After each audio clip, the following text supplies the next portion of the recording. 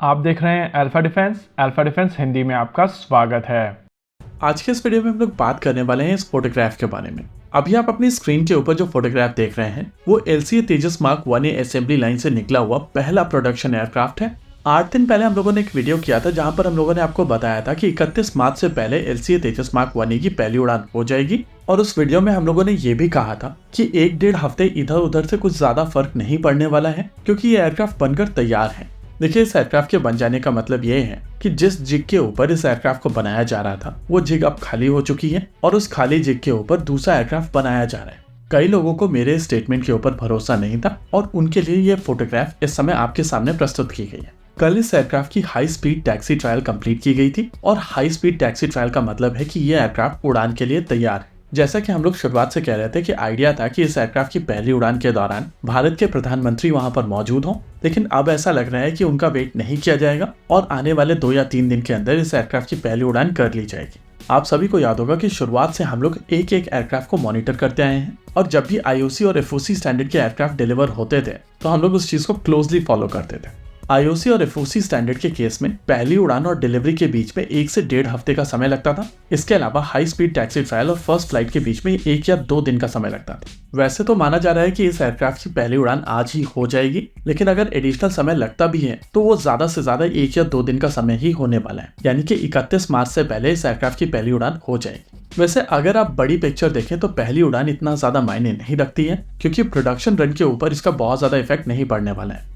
देखिए, बड़ी पिक्चर ये है कि LCA तेजस मार्क 1A भारतीय वायुसेना को लगभग 10 स्क्वाड्रन्स देने वाला है और ये 10 स्क्वाड्रन्स एक ऐसे एयरक्राफ्ट की होंगी जो भारत का खुद का एयरक्राफ्ट है, यानी कि इसके ऊपर हर तरीके के चेंजेस, हर तरीके के नए वेपन सिस्टम्स और हर तरीके के नए सेंसर्स भारत लगा सकता है। इस एयरक्राफ्ट की इंपॉर्टेंस को फर्दर समझने से पहले आइए समझ लेते हैं कि LCA तेजस मार्क 1A में नया क्या है। इस एयरक्राफ्ट का सबसे इंपॉर्टेंट अपग्रेड होने वाला है AESA रेडार। LCA तेजस मार्क 1A की शुरुआती यूनिट में ELM 2052 AESA रेडार लगेगा, लेकिन बाद में जो यूनिट डिलीवर होना शुरू होंगी वहां पर इंडिजिनस तौर पर डेवलप उत्तम AESA रेडार लगेगा, जिसमें 950 से ज्यादा TR मॉड्यूल्स होंगे और कुछ इंडिकेटर्स सजेस्ट कर रहे हैं कि ये ज्ञान AESA रेडार भी हो सकता है। ये अपग्रेड खुद में ही एक काफी बड़ा अपग्रेड होगा और भारत की जगह पर अगर यहाँ पर कोई दूसरा देश होता तो इस एयरक्राफ्ट को LCA तेजस मार्क 1B कहा जाता।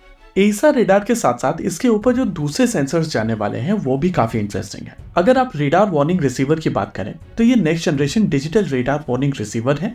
आप सभी को याद होगा शुरुआत में DRDO की तरफ से जो रेडार वार्निंग रिसीवर बनाया गया था वो एक एनालॉग रेडार वार्निंग रिसीवर था और उसका नाम था तरंग। उसके बाद जो सिस्टम बनाया गया उसका नाम था ध्रुति, जो डिजिटल रेडार वार्निंग रिसीवर था, और फिर ध्रुति को दोबारा इंप्रूव किया गया। प्रोजेक्ट नवचक्षु के तहत जो रेडार वार्निंग रिसीवर बनाए गए हैं वो उसका भी इम्प्रूवमेंट है और LCA तेजस मार्क 1A के ऊपर इन्हीं रेडार वार्निंग रिसीवर्स का प्रयोग किया जा रहा है। इसके अलावा LCA तेजस मार्क 1A के साथ में एक बहुत बड़ा एडवांटेज लाइन रिप्लेसेबल यूनिट्स का रीअरेंजमेंट है और इस रीअरेंजमेंट के चलते ये एयरक्राफ्ट और ज्यादा मेंटेनेंस फ्रेंडली हो गया है। इसके अलावा LCA तेजस मार्क 1 FOC और IOC स्टैंडर्ड एयरक्राफ्ट के ऊपर कुछ एडिशनल डेड वेट डाला गया था ताकि वो एयरक्राफ्ट स्टेबल रहे और उसको बलास्ट कहा जाता है।